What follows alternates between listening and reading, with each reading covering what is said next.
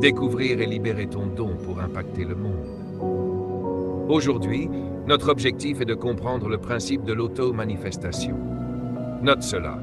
Auto-manifestation. Les gens ne te cherchent pas toi, ils cherchent ce que tu portes.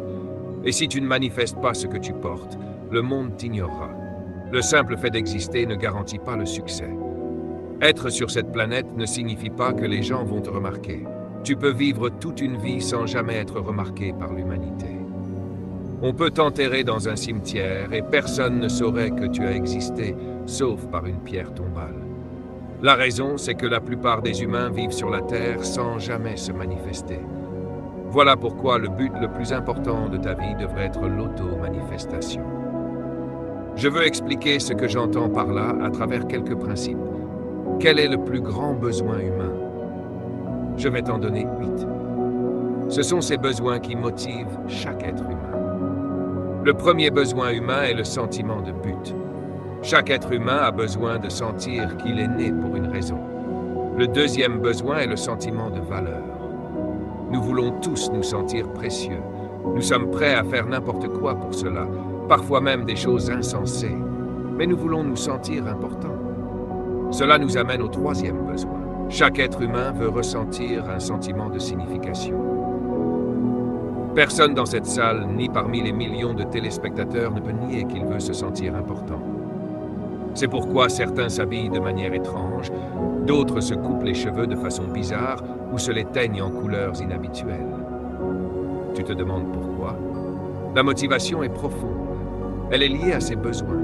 Et ce ne sont pas des désirs, ce sont de véritables besoins. Le quatrième besoin humain est le besoin de se sentir important. Être ignoré blesse profondément. Tous ici, vous avez ressenti un jour la douleur d'être ignoré.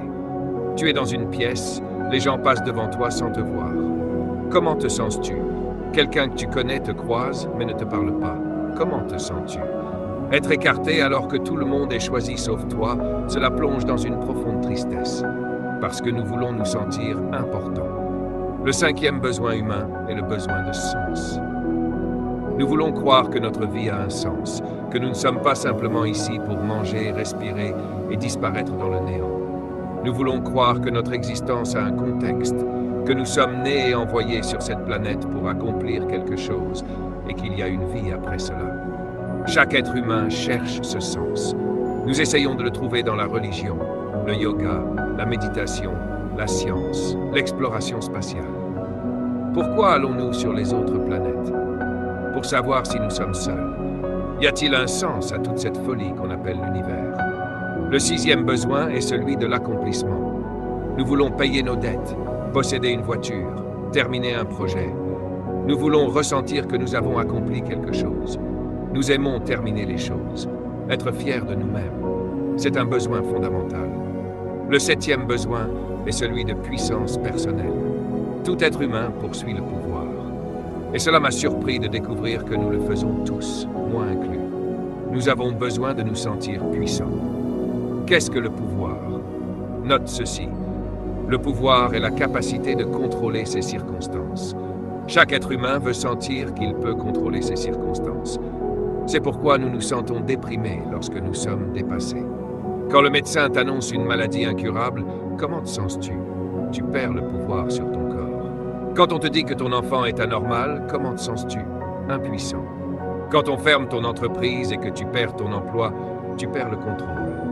Quand quelqu'un s'introduit chez toi, détruit tout, tu te sens violé, impuissant, car tu n'avais aucun contrôle. Ce désir de pouvoir est profondément humain. Enfin, le huitième besoin est celui de réussir. Quelle que soit ta définition du succès, nous voulons tous ressentir que nous avons réussi. Nous détestons échouer. J'ai parlé récemment à une jeune femme en Afrique du Sud. Elle m'a dit que son patron, directeur général d'un grand hôtel, traversait des difficultés. Cet homme, que je connais depuis des années, avait lu mes livres, rencontré Dieu et était devenu comme un disciple. Il dirigeait cet immense hôtel avec beaucoup de succès. Mais un jour, il m'a confié, mon mariage s'effondre. Nous avons parlé pendant 2 heures, puis il m'a accompagné jusqu'à ma chambre. Là encore, il a voulu rester avec moi et nous avons discuté 1 heure de plus. J'ai prié avec lui Je lui ai donné quelques conseils. Puis, au moment de partir, cet homme en costume élégant avec une belle cravate, un homme puissant, s'est retourné, m'a serré dans ses bras et a pleuré comme un enfant. Je l'ai simplement tenu, et il m'a dit, « Tu es comme un père pour moi. Je n'ai pas de père à qui parler de cette douleur. » Je lui ai répondu, « Alors tu es mon fils. Vas-y, pleure. » Et il a pleuré dans mes bras comme un enfant. Tu sais ce qu'il disait à travers ses larmes? J'ai échoué. Quand ton mariage s'écroule, c'est ainsi que tu te sens. Personne ne veut échouer. Ce besoin de réussir, de réaliser ce qu'on s'est fixé, est un besoin humain profond. Ne pas atteindre son objectif donne un sentiment d'échec. Ces besoins sont fondamentaux, et ils nous mènent à ce que j'appelle les grandes questions humaines. Qui suis-je? D'où viens-je? Pourquoi suis-je ici? Que puis-je faire? Où vais-je? Ces questions hantent chaque être humain.